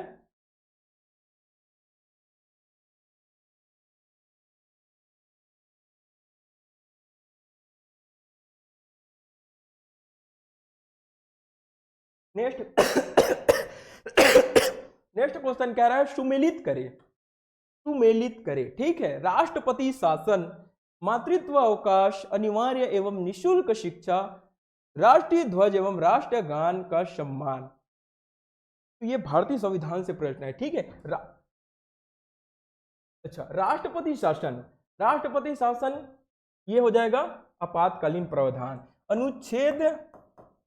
अनुच्छेद 352। ठीक है, राष्ट्रपति शासन मतलब जिसमें किसी भी राज्य, जब राष्ट्रपति शासन लगता है तो कोई भी राज्य के जो सरकार होते हैं वो क्या हो जाते हैं? सस्पेंडेड हो जाते हैं। ठीक है, 352 आर्टिकल 352 में इसका उल्लेख मिलता है। ठीक है, अनिवार्य एवं निशुल्क शिक्षा एक मौलिक अधिकार है, इसका वर्णन अनुच्छेद 21 का में मिलता है। ठीक है, इन्हीं के तहत 6 से 14 वर्ष तक के बच्चे को अनिवार्य एवं निशुल्क शिक्षा का प्रावधान किया गया है। इसे 86वां संविधान संशोधन 2001 में जोड़ा गया था। ठीक है, 86वां संविधान संशोधन 2001 में इसे जोड़ा गया था। ठीक है, मातृत्वावकाश, मातृत्वावकाश क्या है? राज्य के नीति निर्देशक तत्व। ठीक है, मातृत्वावकाश राज्य के नीति निर्देशक तत्व, और राष्ट्रध्वज एवं राष्ट्रगान का सम्मान ये हमारा मौलिक कर्तव्य हो जाएगा। ठीक है, तो इसके अनुसार ऑप्शन देख लेते हैं। पहला का क्या हो जाएगा? पहला का सी हो जाएगा। ठीक है, पहला का सी इसमें है क्या? नहीं। पहला का ए है, ये गलत हो जाएगा। पहला का बी इसमें है लेकिन सी नहीं है, ये भी गलत। पहला का सी इसमें है भाई, पहला का सी इसमें भी है। अब दूसरा देख लेते हैं, मातृत्वावकाश क्या है? राज्य के नीति निर्देशक तत्व, यानी कि दूसरा का डी। दूसरा का बी यहाँ दिया है तो ये भी नहीं होगा। दूसरा का डी यही इसमें दिया है ऑप्शन नंबर डी में, तो इसका डी सही आंसर हो जाएगा। ठीक है, नेक्स्ट क्वेश्चन की ओर चलते हैं। नेक्स्ट क्वेश्चन फिर से भारतीय संविधान पर आ गया। भारत का संविधान कब अंगीकृत किया गया था? भारत का संविधान कब अंगीकृत किया गया था? लागू नहीं पूछा है, कब अंगीकृत किया गया था? When was the Constitution of India adopted? ठीक, कब अंगीकृत किया गया था? तो 15 अगस्त 1947 को तो भारत आजाद होता है भैया। भारत क्या हो जाता है? आजाद हो जाता है। भारत 15 अगस्त 1947 को आजाद होता है। ठीक है, 26 नवंबर 1949 को संविधान अंगीकृत। ठीक है, संविधान को बनने में कितने दिन लगते हैं? तो 2 साल 11 माह और 18 दिन संविधान को बनने में लगता है। ठीक है, 26 जनवरी 1950 को संपूर्ण देश में संविधान को लागू किया जाता है। संपूर्ण देश में संविधान लागू, संपूर्ण देश में संविधान लागू। संपूर्ण देश कहने का मतलब संपूर्ण भारत में संविधान को लागू किया गया। ठीक है, 26 जनवरी 1950 को संपूर्ण देश में यानी कि भारत में संविधान को लागू किया गया था। हमें पूछ रहे हैं अंगीकृत, तो अंगीकृत 26 नवंबर 1949 को संविधान को अंगीकृत किया गया था और इसी दिन को भारतीय संविधान दिवस के रूप में मनाया जाता है। ठीक है, सही आंसर क्या हो जाएगा? 26 नवंबर 1949 सही आंसर हो जाएगा। नेक्स्ट क्वेश्चन की ओर चलते हैं। नेक्स्ट क्वेश्चन क्या है कि शिक्षण संस्थानों में प्रवेश के लिए आरक्षण किस संवैधानिक प्रावधान से प्राप्त होता है? पूछ रहा है आरक्षण, शिक्षण संस्थानों में प्रवेश के लिए आरक्षण किस संवैधानिक प्रावधान में प्राप्त होता है। अनुच्छेद 14 की बात कर लेते हैं तो भैया समता का अधिकार, समानता का अधिकार है, ठीक है। अनुच्छेद 14 से लेकर 18 तक समानता का अधिकार का उल्लेख मिलता है और अनुच्छेद 14 में भी समता का अधिकार, ठीक है। विधि के समक्ष समानता और विधियों का समान संरक्षण, ठीक है। विधि के समान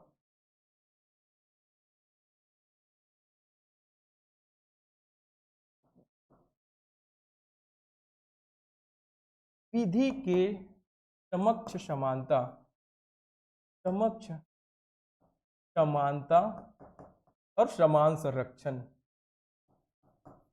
और समान संरक्षण अनुच्छेद 14 में मिलता है, समान संरक्षण, ठीक है।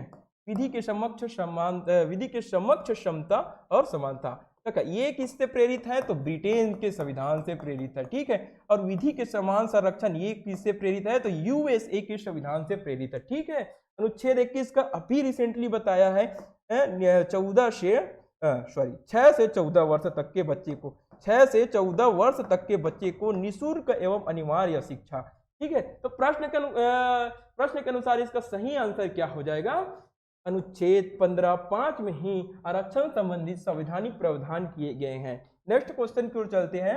नेक्स्ट क्वेश्चन क्या कह रहा है, राज्यपाल के बारे में पूछ रहा है। फिर से लगातार 4 क्वेश्चन भारतीय संविधान से पूछ लिया गया है, ठीक है। क्वेश्चन कहता है कि राज्यपाल के कार्यकाल के संबंध में क्या सही है, पूछ रहे हैं राज्य के कार्यकाल के संबंध में क्या सही है। पहला ऑप्शन दिया है कि उनका कार्यकाल नियुक्ति से 5 वर्ष का होता है। नहीं भाई, ऐसा तो कभी नहीं है, नियुक्ति से 5 वर्ष का नहीं होता भैया, पदभार ग्रहण करने के बाद से 5 वर्ष का होता है। तो ये ऑप्शन तो गलत हो गया जी, ठीक है। उनका कार्यकाल प्रभार ग्रहण करने से 5 वर्ष, अभी बताया, पर पदभार ग्रहण करने से 5 वर्ष होता है, ये भी सही है, ठीक है। वे राष्ट्रपति के प्रसाद पर्यंत तक अपने पद पर बने रह सकते हैं, ठीक है, ये भी सही बात है। यदि राष्ट्रपति चाहेगा तो 5 वर्ष पूर्ण होने के बाद में भी किसी राज्य के राज्यपाल अपने पद पर बना रह सकता है, तो ये भी सही है। और उसकी सेवानिवृत्ति 75 वर्ष की आयु में होती है, ऐसा बात नहीं कहा गया है। तो हमें पूछ रहे हैं सही, तो 2 और 3 सही है, इसमें 1 दिया है नहीं, इसमें 1 दिया है नहीं, इसमें 2 दिया है लेकिन 5 दिया है, 5 तो गलत, सॉरी 4 दिया है, 4 तो गलत है। सही आंसर क्या हो जाएगा, सी 2 और 3 सही आंसर हो जाएगा, ठीक है। 2 और 3 सही आंसर हो जाएगा। नेक्स्ट क्वेश्चन की ओर चलते हैं। नेक्स्ट क्वेश्चन क्या कह रहा है, भारत की व्यवस्थापिका में शामिल है। व्यवस्थापिका मतलब संसद में पूछ रहा है, ठीक है। संसद, भारत के संसद में क्या शामिल है, तो संसद के बारे में देख लेते हैं। संसद किनसे मिलकर बनता है, तो भारतीय संसद, ठीक है। संसद 3 चीजों से मिलकर बन रहा है, ठीक है। पहला तो क्या है, पहला है राज्यसभा, राज्यसभा। दूसरा है लोकसभा, लोकसभा। तीसरा क्या है, राष्ट्रपति, राष्ट्रपति, ठीक है। अच्छा, संसद का उल्लेख अनुच्छेद 79 में संसद का उल्लेख मिलता है। राज्यसभा का उल्लेख अनुच्छेद 80 में मिलता है और लोकसभा का उल्लेख अनुच्छेद 81 में मिलता है और राष्ट्रपति का वर्णन अनुच्छेद 52 में मिलता है। अनुच्छेद 52 कहता है कि भारत का एक राष्ट्रपति होगा, ठीक है। अब देख सकते हैं राज्यसभा के बारे में, तो यह एक स्थायी सदन है, ठीक है। यह एक स्थायी सदन है, यह एक स्थायी सदन है, इसे भंग नहीं किया जा सकता। ये क्या है, लोकसभा लोकप्रिय सदन है और अस्थायी सदन है, ठीक है।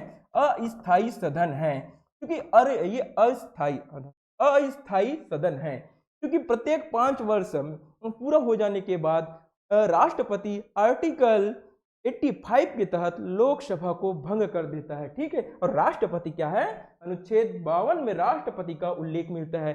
सीधा कहते हैं अनुच्छेद 52 कि भारत का एक राष्ट्रपति होगा, ठीक है। तो संसद का निर्माण इनसे होता है, राज्यसभा से, लोकसभा से होता है और राष्ट्रपति से होता है, मंत्रिमंडल से नहीं होता, ठीक है। व्यवस्थापिका में क्या शामिल है, हमें सही उत्तर चुनना है।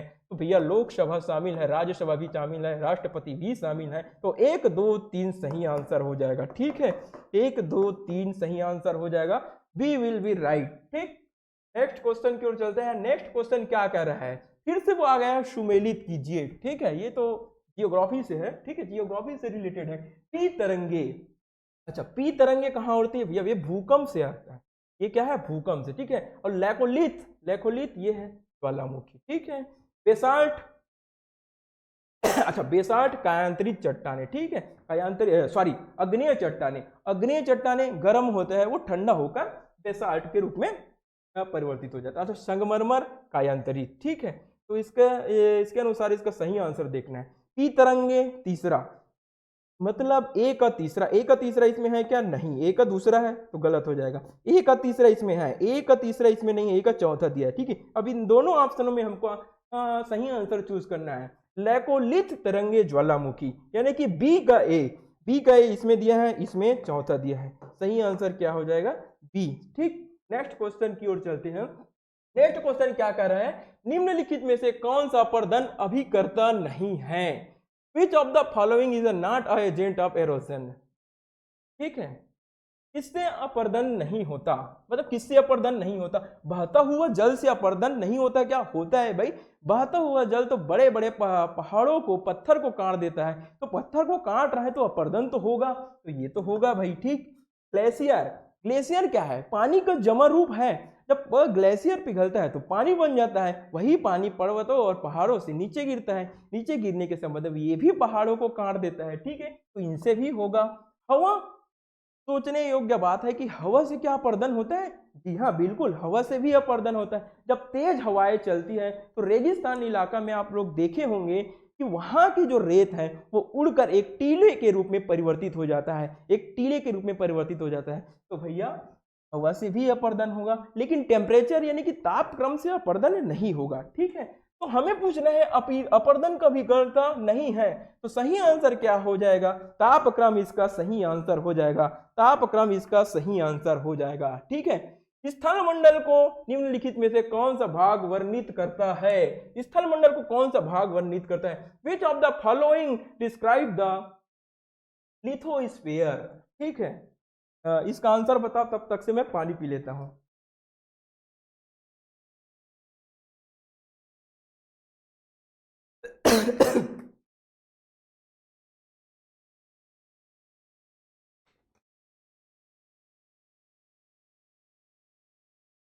ठीक है, क्या कर रहा है? स्थल मंडल को निम्नलिखित में से कौन सा भाग वर्णित करता है? ऊपर पट्टी, क्रोड? नहीं भाई, स्थल मंडल को क्रोड नहीं, क्रोड तो आंतरिक परत होता है।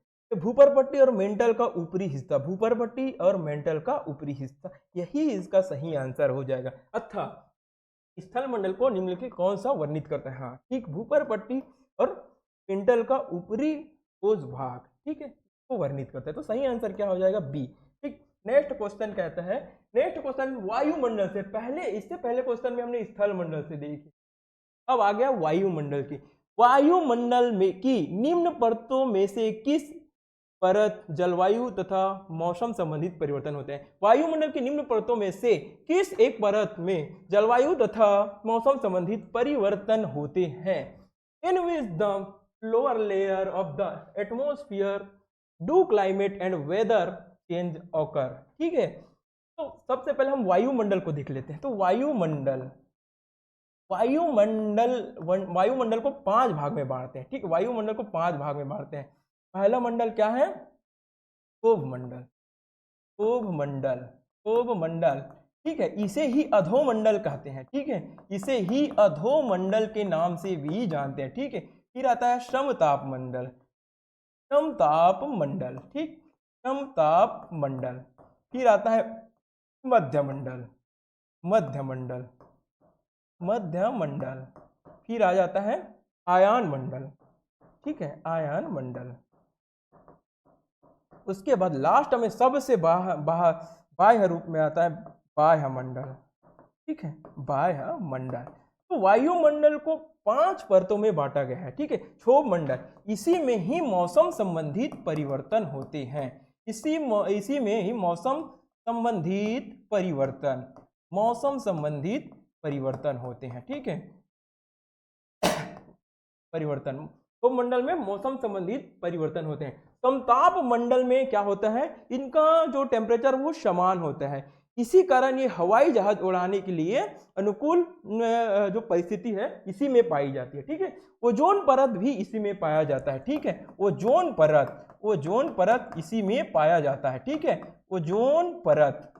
ओजोन परत इसी में पाया जाता है, जो सूर्य से आने वाले पराबैंगनी किरणों को धरती तक पहुंचने से रोकता है। और मध्यमंडल में क्या है? मध्यमंडल में जो उल्का पिंड जल कर आकर यही नष्ट हो जाता है। मध्यमंडल में जो उल्का पिंड जलते हुए आता है वो मध्यमंडल में आकर नष्ट हो जाता है। और अयान मंडल में संचार उपग्रह इसी मंडल में स्थापित किए जाते हैं।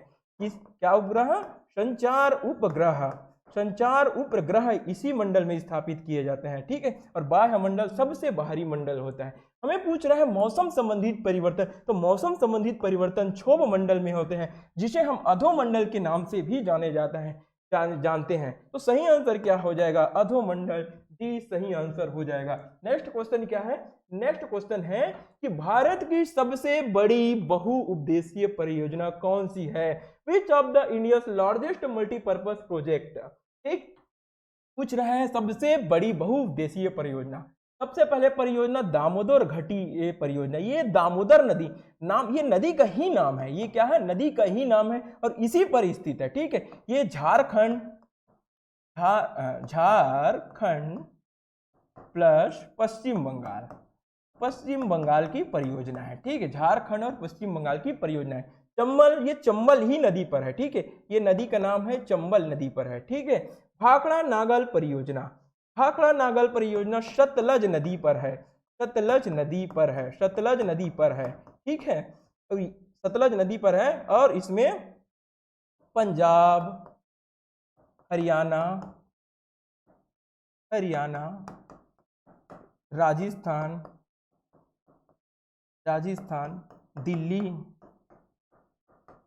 दिल्ली और एचपी, हिमाचल प्रदेश जैसे राज्य इस प्रोजेक्ट से जुड़े हुए हैं। ठीक है, सरदार सरोवर परियोजना, यह नर्मदा नदी पर है। ठीक है, नर्मदा नदी पर स्थित है। ठीक है, लेकिन हमें पूछ रहे हैं बहुउद्देशीय परियोजना, वो भी सबसे बड़ी। तो सबसे बड़ी बहुउद्देशीय परियोजना कौन से हो जाएगी? भाखड़ा नागल परियोजना, जो कि सतलज नदी पर है। ठीक है, पंजाब, हरियाणा, राजस्थान, दिल्ली और हिमाचल प्रदेश इस परियोजना से जुड़े हैं। नेक्स्ट क्वेश्चन क्या है? नेक्स्ट क्वेश्चन क्या है?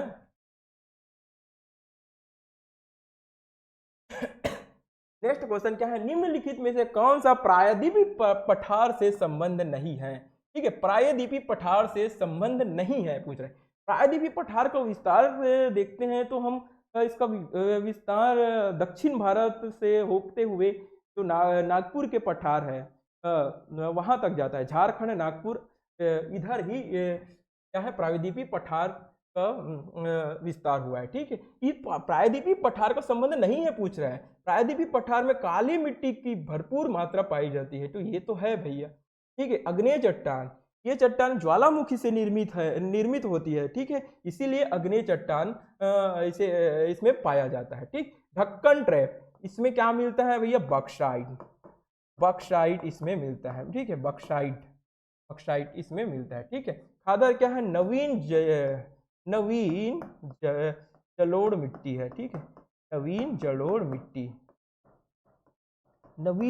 मिट्टी है। ठीक है, पूछ रहे हैं संबंध नहीं है, तो खादर सही आंसर हो जाएगा। ये तीनों का संबंध है। ठीक है, ये तीनों का संबंध इससे है, लेकिन सही आंसर क्या हो जाएगा? खादर का संबंध है, प्रायद्वीपी पठार से नहीं है। ये तो गिरिप्रद हिमालय से निकलकर खादर, बांगर ये सब का निर्माण करते हैं। ठीक, संबंध किससे नहीं है? खादर। नेक्स्ट क्वेश्चन क्या कर रहे हैं? पश्चिम बंगाल में चलने वाले तूफान को क्या कहते हैं? What is the name of the storm that occur in West Bengal? ठीक है, गरजने वाला चालीसा नहीं भाई।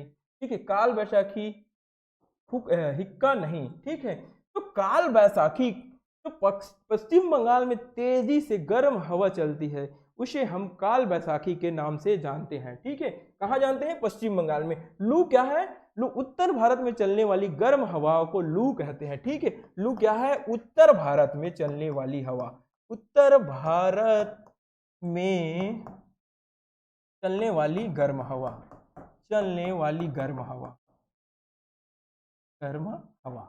ठीक है, सही आंसर क्या हो जाएगा? काल बैसाखी इसका सही आंसर हो जाएगा। नेक्स्ट क्वेश्चन क्या है? भारत का इस्पात नगर कहाँ स्थित है? अधिकतर लोग भिलाई बोलेंगे, लेकिन भिलाई इनका सही आंसर नहीं है। Where is the India steel city located? ठीक है, कहाँ है भारत का इस्पात नगर? कहाँ है या भिलाई?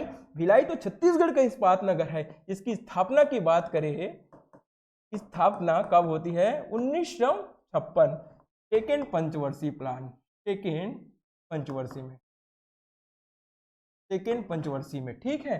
जमशेदपुर झारखंड, जमशेदपुर झारखंड, ठीक है। इसका सही आंसर क्या हो जाएगा? सही आंसर क्या हो जाएगा? जमशेदपुर झारखंड, ठीक सही आंसर हो जाएगा, ठीक है। अच्छा, रूस भिलाई जो भिलाई स्टील प्लांट है उसकी स्थापना रूस के सहयोग से हुआ है। किसके सहयोग से? रूस के सहयोग से, रूस के सहयोग से हुआ था, ठीक है। बोकारो तृतीय पंचवर्षीय योजना में, थर्ड पंचवर्षीय योजना में, ठीक है, पंचवर्षीय योजना में बोकारो स्टील प्लांट का स्थापना होता है, ठीक है। थर्ड स्टील प्लांट, थर्ड पंचवर्षीय योजना में इसकी स्थापना होता है, ठीक। तो इसका सही आंसर क्या हो जाएगा? जमशेदपुर झारखंड। नेक्स्ट क्वेश्चन चलते हैं। नेक्स्ट क्वेश्चन क्या करते हैं? निम्नलिखित में से कौन सा गलत है? पूछ रहा है कौन सा गलत है। विच of the following statement is incorrect? एक, मनियारी नदी का उद्गम स्थल मैकाल पर्वत से होता है। बिल्कुल होता है भैया, ये तो सही है, ठीक है। हसदेव नदी मांड नदी की सहायक नदी है। गलत। हसदेव और मांड दोनों ही महानदी की सहायक नदी है, ठीक है। ये दोनों नदी महानदी की सहायक नदी है, ठीक है। महानदी की सहायक नदी है, ठीक है। सहायक नदी, महानदी की सहायक नदी। अच्छा, महानदी की लंबाई के बाद में आपसे पूछ लिया जाए तो महानदी की लंबाई छत्तीसगढ़ में, सॉरी, महानदी की लंबाई है वो छत्तीसगढ़ में कितने किलोमीटर है? महानदी की लंबाई छत्तीसगढ़ में, इसकी लंबाई 286 किलोमीटर है, ठीक है। महानदी की लंबाई छत्तीसगढ़ में 286 किलोमीटर है, लेकिन इसकी कुल लेंथ के बारे में बात किया जाए तो 858 किलोमीटर इसकी कुल लेंथ हो जाएगा, ठीक है। अच्छा, छत्तीसगढ़ के सबसे बड़ी नदी, छत्तीसगढ़ में बहने वाली सबसे बड़ी नदी के बारे में बात करें तो शिवनाथ नदी, जिसकी लंबाई 290 किलोमीटर है, ठीक है। थर्ड ऑप्शन कह रहा है सोन नदी गंगा की प्रमुख सहायक है, ठीक है, ये भी सही है, सोन गंगा की सहायक नदी है। अब चौथा ऑप्शन कह रहा है गोदावरी तथा महानदी प्रणाली को तेलिन घाटी अलग करती है, ठीक है। तो गोदावरी और महानदी को तेलिन घाटी केशकाल पर्वत है वो अलग कर देती है, दो भागों में डिवाइड कर देती है, ठीक है। तो सही आंसर क्या है? हमारा गलत पूछा है, ठीक है। गलत पूछा है तो गलत ही हमारा सही आंसर हो जाएगा। ये तो सही है भाई, ये भी सही है और ये भी सही है, लेकिन गलत क्या है? हसदेव मांड नदी की सहायक नदी है। नहीं भाई, हसदेव और मांड दोनों ही महानदी की सहायक नदी है, ठीक है। नेक्स्ट क्वेश्चन नेक्स्ट क्वेश्चन है, तब तक से आप लोग इसका आंसर बताओ।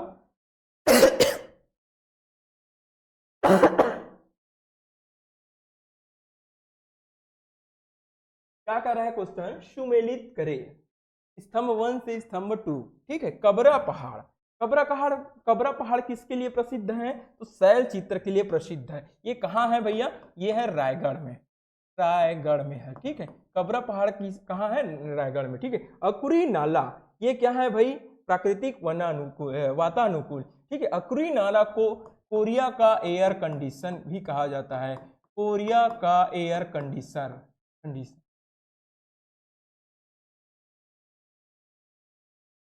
कोरिया का एयर कंडीशनर, ठीक है। अकुरी नाला जलप्रपात को कोरिया का एयर कंडीशनर भी कहा जाता है, ठीक है। श्रृंगी ऋषि का आश्रम कहाँ है? तो श्रृंगी ऋषि का आश्रम भैया सिवहा में है, ठीक है। सर्प पार्क कहाँ है? तपकरा, जसपुर, कहाँ है? जसपुर, ठीक। तो इसके अनुसार सही आंसर हमें चूज करना है। तो पहला का आंसर क्या हो जाएगा? शैल चित्र, पहला का सी, पहला का सी इसमें है, इसमें है, इसमें नहीं है, इसमें भी नहीं है। दूसरा क्या हो जाएगा? दूसरा का ए, दूसरा का ए इसमें है, इसमें भी है, ठीक है। तीसरा क्या हो जाएगा? डी, तीसरा का बी इसमें है, तो ये नहीं हो सकता। सही क्या हो जाएगा? बी सही उत्तर हो जाएगा, ठीक है। नेक्स्ट क्वेश्चन की ओर चलते हैं। नेक्स्ट क्वेश्चन क्या है?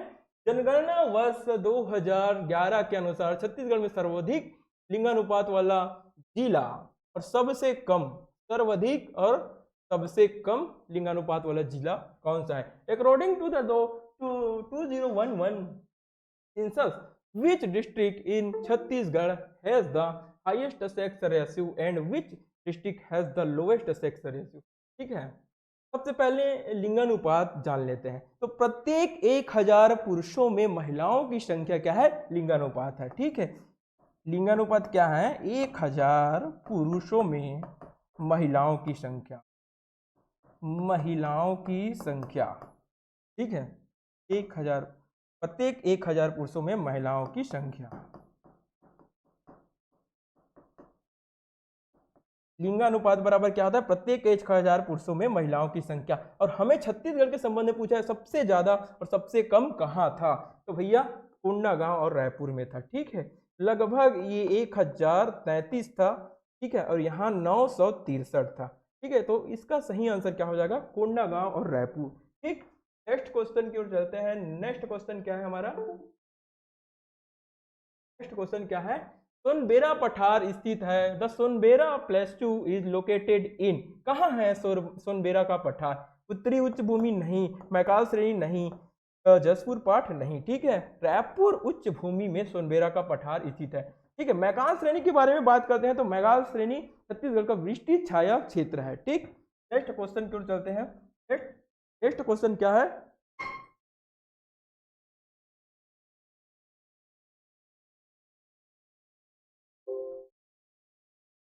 एक मिनट, जस्ट मिनट।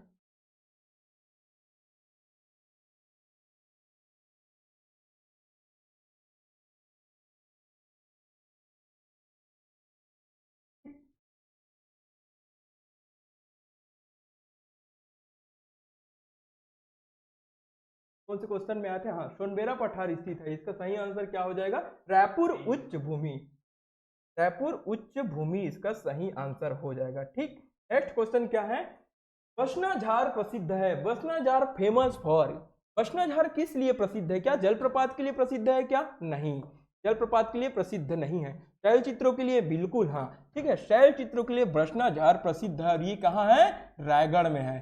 ठीक है, ये कौन से जिला में है, रायगढ़ में है। ठीक है, रायगढ़, रायगढ़, रायगढ़ जिला में स्थित है। अच्छा, गुफा के लिए, अच्छा, छत्तीसगढ़ के सबसे लंबी गुफा, छत्तीसगढ़ की सबसे लंबी गुफा कहाँ है, वो तलदा का गुफा। ठीक है, वो तलदा गुफा। ठीक है, वो तलदा गुफा कहाँ है, रायगढ़ में स्थित है।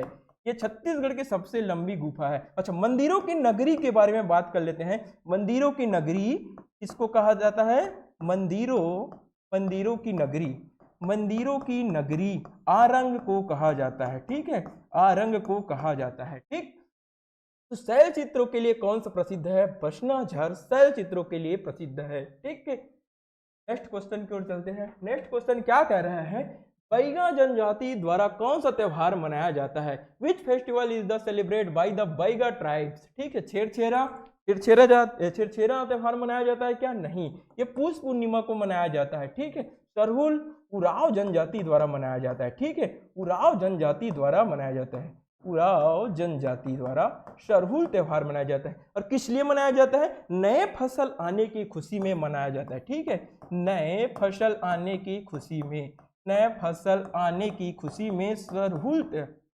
आने की खुशी में, खुशी में। ठीक है, माटी त्योहार बैगा ट्राइब द्वारा मनाया जाता है। ठीक है, तो माटी त्योहार इसका सही आंसर हो जाएगा, D will be right answer. Next question, next question क्या कह रहा है, निम्नलिखित प्राचीन धार्मिक स्मारकों को उनके स्थानों से सुमेलित कीजिए। ठीक है, क्या कह रहा है, निम्नलिखित प्राचीन धार्मिक स्मारकों को उनके स्थानों से सुमेलित कीजिए। एक कह रहा है सिद्धेश्वर मंदिर, सिद्धेश्वर मंदिर का संबंध प्रहरी से है। ठीक है, केवटीन मंदिर पंचधार। ठीक है, कांठी देवी मंदिर रतनपुर। ठीक है, और धूमनाथ मंदिर क्या हो जाएगा, सारागांव। तो इसके अनुसार इसका सही आंसर देख लेते हैं, सिद्धेश्वर मंदिर। एक का क्या हो जाएगा, एक का तीसरा, एक का तीसरा इसमें है क्या, नहीं। ठीक है, ये गलत हो जाएगा। एक का तीसरा इसमें भी नहीं है, इसमें भी नहीं है, क्या हो जाएगा, बी सही आंसर हो जाएगा। ठीक है, नेक्स्ट क्वेश्चन की ओर चलते हैं। नेक्स्ट क्वेश्चन क्या कह रहा है, नेक्स्ट क्वेश्चन कह रहा है,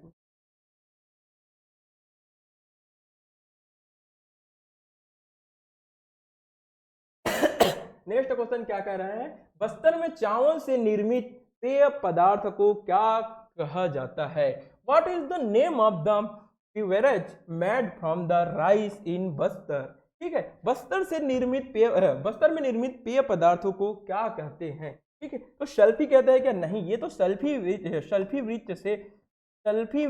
वृक्ष से प्राप्त होता है। ठीक है, शल्फी वृक्ष से, ताड़ का वृक्ष से प्राप्त होता है, ताड़ का वृक्ष से। ठीक है, ताड़ का वृक्ष से प्राप्त होता है। और पेज चावल से निर्मित पेय पदार्थ है, चावल से निर्मित पेय पदार्थ, चावल से निर्मित पेय पदार्थ कौन सा है? पेज। लाना भी चावल से निर्मित होता है। ठीक है, लाना भी चावल से निर्मित होता है, लेकिन पेय पदार्थ पूछ रहा है, लेकिन पेय पदार्थ क्या है? पेज ही पेय पदार्थ है। ठीक है, नेक्स्ट क्वेश्चन की ओर चलते हैं। नेक्स्ट क्वेश्चन क्या है? नेक्स्ट क्वेश्चन क्या है? छत्तीसगढ़ी आभूषण खिनवा शरीर के किस अंग में पहनी जाती है?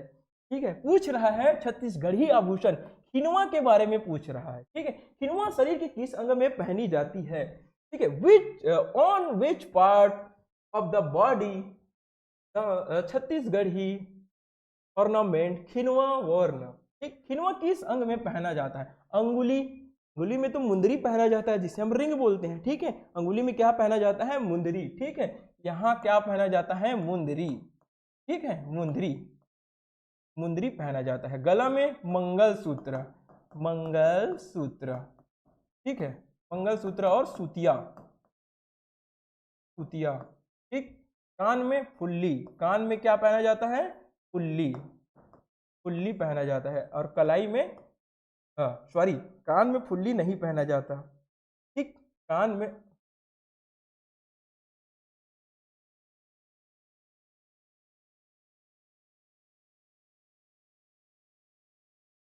क्या पहना जाता है? तो खिनवा। कान में क्या पहना जाता है? खिनवा। ठीक, नाक में फुल्ली पहना जाता है। और कलाई में क्या पहना जाता है? ऐठी, ऐठी, ऐठी पहना जाता है। क्या पहना जाता है? कलाई में ऐठी और चूड़ी, ऐठी और चूड़ी। ठीक है, सही आंसर क्या हो जाएगा? खिनवा।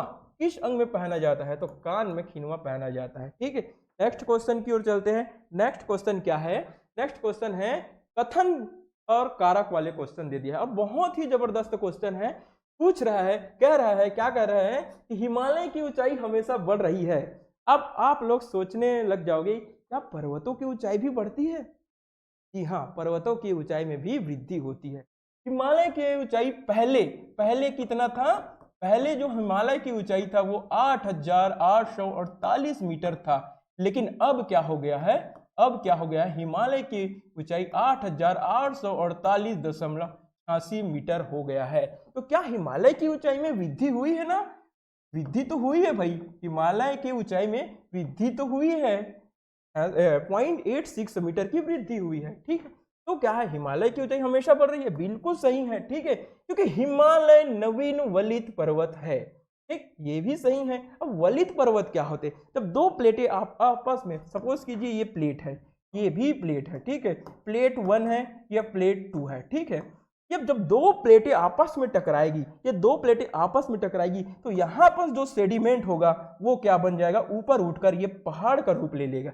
ठीक है, वलन होगा और ये ऊपर उठकर पहाड़ का रूप ले लेगा। ठीक है, तो क्या है, क्या बोल रहा है? क्योंकि हिमालय नवीन वलित पर्वत है। बिल्कुल नवीन वलित पर्वत है। ठीक है, हिमालय क्या है? नवीन वलित पर्वत है। लेकिन आपसे पूछ लिया जाए विश्व के सबसे प्राचीनतम वलित पर्वत कौन सा है, तो अरावली आपका सही उत्तर होना चाहिए।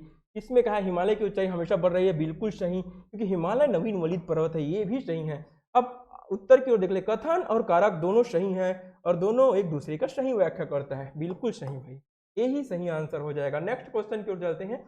नेक्स्ट क्वेश्चन क्या है? नेक्स्ट क्वेश्चन है निम्नलिखित में से कौन सा कार्य केवल केंद्र सरकार द्वारा किया जाता है? ठीक है, क्वेश्चन को पूछने का तरीका अलग हो गया। ये पूछना चाह रहा था तो केंद्र सूची का विषय कौन सा है, लेकिन थोड़ा से घुमा दिया और क्वेश्चन क्या कर दिया? केंद्र सरकार द्वारा किया जाने वाला कार्य पूछ दिया। ठीक है, तो शिक्षा, ये तो समवर्ती सूची का विषय है भैया, समवर्ती सूची का विषय है। समवर्ती सूची का मतलब क्या है? जिस पर राज्य और कानून दोनों कानून बना सकते हैं, इसे समवर्ती सूची में रखा जाता है। ठीक है, समवर्ती सूची कहते हैं। कृषि, कृषि भी समवर्ती सूची का विषय है, ये भी नहीं होगा, ये भी नहीं होगा, ठीक है। तो रोजगार प्रदान करना राज्य सूची का विषय है, और रेल का परिचालन केंद्र सूची का विषय है, ठीक है। रेल का परिचालन करना केंद्र सूची का विषय, तभी तो रेल, जब हम ट्रेन से यात्रा करते हैं तो ट्रेन में क्या लिखा रहता है, भारतीय रेल। कहीं भी किसी भी ट्रेन में राजकीय रेल या राज्य रेल नहीं लिखा रहता है, ठीक है। इसीलिए जो रेल है वो किसका विषय है, केंद्र सरकार का विषय है, ठीक है। तो सही आंसर क्या हो जाएगा, रेल चालन, ठीक है, चलाना नहीं है, चालन है।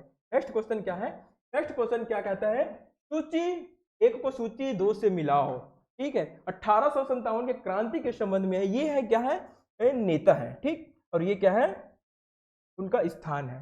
तो सबसे पहले कुंवर सिंह, हम तो जानते हैं भैया, सबसे पहले हम क्या जानते हैं, वीर नारायण सिंह तो सोना खान के थे, तो सी का क्या हो जाएगा, वीर नारायण सिंह सोना खान, ठीक है। लक्ष्मीबाई को मैंने बताया पहले भी, इससे कुछ देर पहले ही बताया, लक्ष्मीबाई झांसी से नेतृत्व की थी, ठीक है।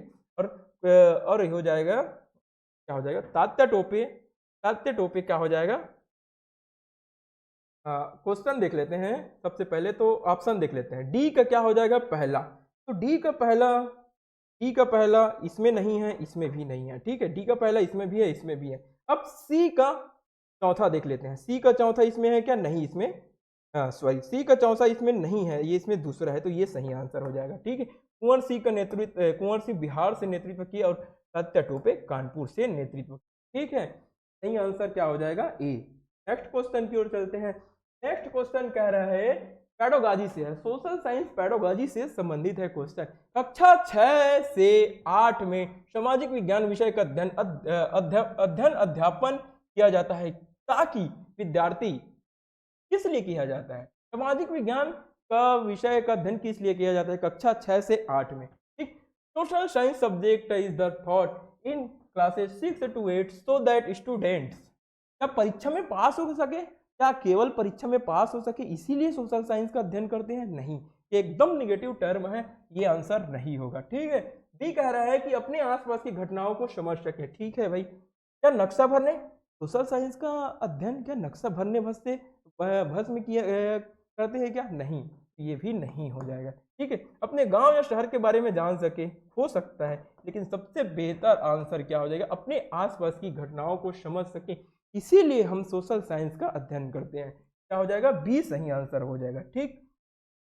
क्या रहा है, भारत में उपनिवेशिक काल के दौरान कौन सा सामाजिक सुधार हुआ, ठीक। मतदान के अधिकार को 18 से 21 वर्ष करना, ये क्या है भाई, अभी भी तो मतदान का अधिकार 18 वर्ष ही है, 21 वर्ष कब से हो गया, ये नहीं, ठीक। डाक व्यवस्था की शुरुआत 1854 में, 54 के आसपास डलहौजी ने किया था, ठीक। भारतीयों को मूल अधिकार दिए गए, ये भी नहीं होगा, ठीक है। सती प्रथा का अंत 1829 में राजा राम मोहन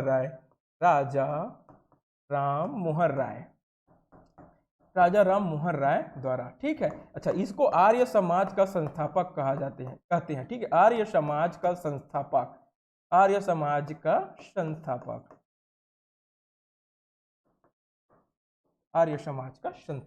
ठीक है। अच्छा, इसी के समय किसका शासन था, मुगल वंश का, अकबर का शासन। मुगल वंश में किसका शासन था, तो अकबर का शासन था। पूछ रहे सामाजिक सुधार हुआ, ठीक, तो क्या है, सती प्रथा का अंत हुआ था, उपनिवेशिक काल में सती प्रथा का अंत होता है, ठीक।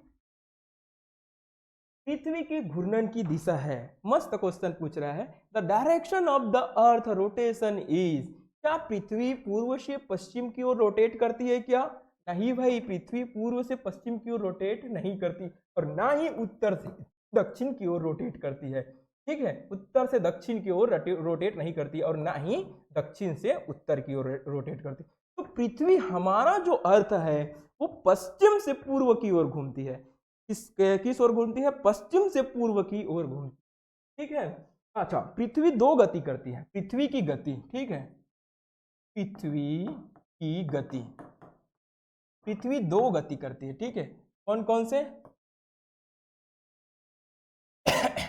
पहला क्या हो जाएगा, घूर्णन गति, ठीक है, घूर्णन गति। दूसरा क्या हो जाएगा, परिक्रमण, ठीक है। पृथ्वी अपने अक्ष पर कितने डिग्री झुका हुआ है भैया? अक्ष पर 23.5 डिग्री झुका हुआ है, ठीक है, झुकी हुई है, ठीक है, झुकी हुई है। पृथ्वी अपने अक्ष पर कितने डिग्री झुकी है? तो 23.5 डिग्री झुकी हुई है। अच्छा, पृथ्वी जब अपने अक्ष पर घूर्णन गति करती है तब दिन और रात होता है, ठीक है, दिन और रात होता है, ठीक, दिन और रात, घूर्णन गति के कारण ही दिन और रात होता है। आयोग आपसे क्वेश्चन करेगा कि दिन और रात किस कारण होता है, तो पृथ्वी का अपने अक्ष पर घूमने के कारण ही दिन और रात होता है, लेकिन परिक्रमण के फलस्वरूप ऋतुएं परिवर्तन होता है। ऋतुएं में परिवर्तन किसके कारण होता है? परिक्रमण के कारण होता है, ठीक है। परिक्रमण, पृथ्वी और समस्त ग्रह किसके चारों ओर चक्कर लगाते हैं? सूर्य के चारों ओर दीर्घ वृत्ताकार पथ में चक्कर लगाते हैं। इसे हम क्या कहते हैं? परिक्रमण कहते हैं, ठीक है, परिक्रमण कहते हैं। तो परिक्रमण के फलस्वरूप ऋतुएं परिवर्तन होता है, लेकिन दिन और रात, पृथ्वी अपने अक्ष पर जब रोटेशन करती है तब दिन और रात होती है, ठीक है। तो घूर्णन किस दिशा में होती है? तो पश्चिम से पूर्व दिशा है, इसका सही आंसर हो जाएगा। नेक्स्ट क्वेश्चन की ओर चलते हैं। नेक्स्ट क्वेश्चन क्या कह रहा है? विद्यार्थी, कक्षा के विद्यार्थियों को अक्षांश और देशांतर रेखाओं को समझने के लिए कौन सा सहायक सामग्री सबसे उपयुक्त होगा? Which teaching aid is the most suitable for explaining latitude and longitude lines to student in the classroom? विद्यार्थी को अक्षांश और देशांतर रेखा को समझाने के लिए, ठीक है, अक्षांश और देशांतर रेखा को समझाने के लिए, ठीक। तो ग्लोब या ग्लोब इसका सही आंसर हो जाएगा। एटलस क्या होता है? बहुत सारे मानचित्रों का समूह, बहुत सारे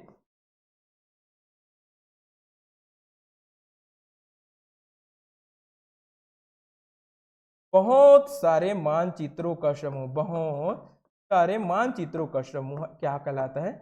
मानचित्र का समूह, मानचित्र का समूह एटलस कहलाता है। आप देखे होंगे एक छोटा सा बुक आता है एटलस, उसमें बहुत सारे मानचित्र दिए रहते हैं, तो मानचित्र का समूह एटलस है, ठीक है। तो इसका सही आंसर क्या हो जाएगा? इसका सही आंसर क्या हो जाएगा? ग्लोब। अच्छा, ग्लोब को पृथ्वी का प्रतिमूर्ति भी कहते हैं, पृथ्वी का प्रतिरूप, पृथ्वी का प्रतिरूप इसको कहा जाता है, तो ग्लोब को कहा जाता है। अच्छा, अक्षांश रेखा के बारे में पूछ ले, अक्षांश की संख्या, अक्षांश की संख्या, इसकी संख्या के बारे में पूछ लिया जाए तो संख्या कितनी है? 181, ठीक है, 181, 90 इधर 90 उधर, और जो बीच वाला जो भूमध्य रेखा है उसको भी हम अक्षांश रेखा मानते हैं, तो 181। लेकिन अक्षांश रेखाओं की संख्या के बारे में पूछ लिया जाए, संख्या रेखाओं की, ठीक है, अक्षांश रेखाएं की संख्या पूछ लिया जाए, संख्या पूछ लिया जाए तो 181 - 2 कर दोगे और 179 अक्षांश रेखाओं की संख्या हो जाएगी। कि उत्तरी ध्रुव और नॉर्थ, जो दक्षिणी ध्रुव में जो रेखा होती है वो रेखा नहीं, एक प्रकार की बिंदु होती है, इसलिए हम दो को घटा देते हैं और अक्षांश रेखाओं की संख्या क्या हो जाती है? 179। लेकिन अक्षांशों की संख्या सिर्फ 181 होती है, ठीक। सही आंसर क्या हो जाएगा? ग्लोब। नेक्स्ट क्वेश्चन की ओर चलते हैं। नेक्स्ट क्वेश्चन क्या कह रहा है? लोकतंत्र में मीडिया की भूमिका, 151वें नंबर वाली हमारी मीडिया की लोकतंत्र में क्या भूमिका है, ठीक है। The media has a role play in a democracy. क्या देश के लिए कानून बनाएगी? क्या मीडिया देश के लिए कानून बनाएगी? नहीं, देश के लिए कानून तो भैया संसद और न्यायपालिका बनाएगा, ठीक है, संसद और न्यायपालिका, संसद और न्यायपालिका। देश में विवादों को सुलझाना? नहीं भाई, देश में विवादों को तो और भी भड़का देते हैं, ठीक है, हिंदू मुस्लिम करके, तो देश में विवादों को सुलझाना ये भी नहीं है, ठीक है। देश में हो रही घटनाओं को की सही जानकारी देना, आजकल तो गलत भी जानकारी दे देते हैं, लेकिन सही जानकारी, भूमिका सही जानकारी देना इनकी भूमिका होना चाहिए, सरकारी योजना को लागू करना नहीं, ठीक है। सही आंसर क्या हो जाएगा?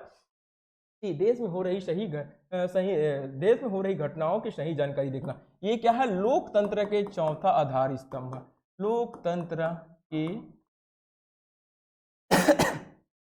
चौथा आधार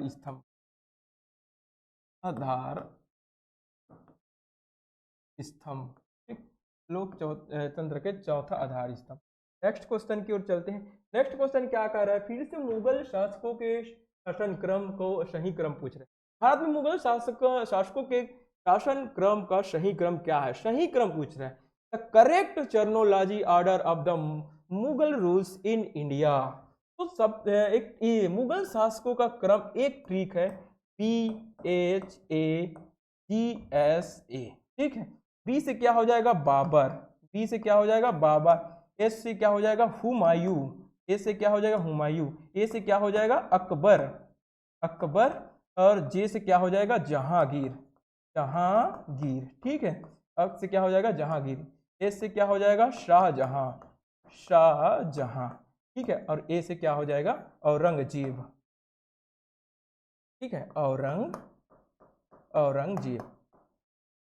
तो ये क्या है? ये क्या है? मुगल शासकों का सही क्रम है। अच्छा, बाबर की वास्तविक नाम के बारे में आपसे पूछ लिया जाए तो बाबर का वास्तविक नाम क्या है? बाबर का वास्तविक नाम क्या है? तो बाबर का वास्तविक नाम क्या है? मैं भी रिकॉल नहीं कर पा रहा हूँ, तो चलो छोड़ देते हैं इनको। हुमायूं कौन है? हुमायूं बाबर का पुत्र है, और इनकी बेटा कौन है? अकबर, ठीक। जहांगीर जहांगीर के समय को चित्रकाल का स्वर्ण काल कहा जाता है, और शाहजहां के शासनकाल को पूरा मुगल शासन का स्वर्ण काल कहा जाता है, और औरंगजेब को जिंदा पीर के नाम से जाना जाता है। दूसरी बार औरंगजेब ने ही जजिया कर लगाया था, ठीक है। तो इनका सही क्रम क्या है? भजसा। ये ट्रिक ही बोल सकते हैं इनको, भजसा। ये भाजपा नहीं है भाई, भजसा है, ठीक। बी से बाबर, एच से हुमायूं, ए से अकबर, जे से जहांगीर, और एस से शाहजहां, और ए से औरंगजेब। तो देख लेते हैं किसमें है, ठीक है। औरंगजेब पहले दे दिया है भाई, नहीं, ठीक। अकबर पहले दे दिया, नहीं। तो बाबर आता है, फिर हुमायूं, बाबर के बाद हुमायूं, फिर शाहजहां दे दिया है, गलत हो जाएगा, ठीक। बाबर, फिर हुमायूं, फिर अकबर, फिर जहांगीर, ठीक है। जहांगीर आता है, दो और अन्य है शाहजहां, फिर औरंगजेब। सही आंसर क्या हो जाएगा? सी, ठीक। नेक्स्ट क्वेश्चन की ओर चलते हैं। नेक्स्ट क्वेश्चन क्या कह रहे हैं? शायद ये हमारा सेशन का लास्ट क्वेश्चन है। मान लो आपके पिताजी ने 6 मार्च पूर्व नल कनेक्शन लेने के लिए आवेदन किया था, परंतु उस पर अभी तक से कोई कार्यवाही नहीं हुई है। निम्नलिखित में से कौन सा अधिकार आपको यह जानने में मदद करेगा कि अभी तक नगर निगम द्वारा क्या कदम उठाए गए हैं? शिक्षा का अधिकार। शिक्षा का अधिकार नहीं भाई, शिक्षा का अधिकार नहीं। संवैधानिक उपचारों का समूह, अनुच्छेद 32। बाबा साहब भीमराव अंबेडकर ने भारतीय संविधान का मूल भारतीय संविधान का आत्मा कहा है, ठीक है। इसको संवैधानिक उपचार के समूह को बाबा साहब भीमराव अंबेडकर ने भारतीय संविधान का मूल आत्मा कहा है। समानता का अधिकार, अनुच्छेद 14 से 18 तक का इसका उल्लेख मिलता है। और सूचना का अधिकार अधिनियम 2005, जिसे हम RTE, राइट टू RTI, एक मिनट,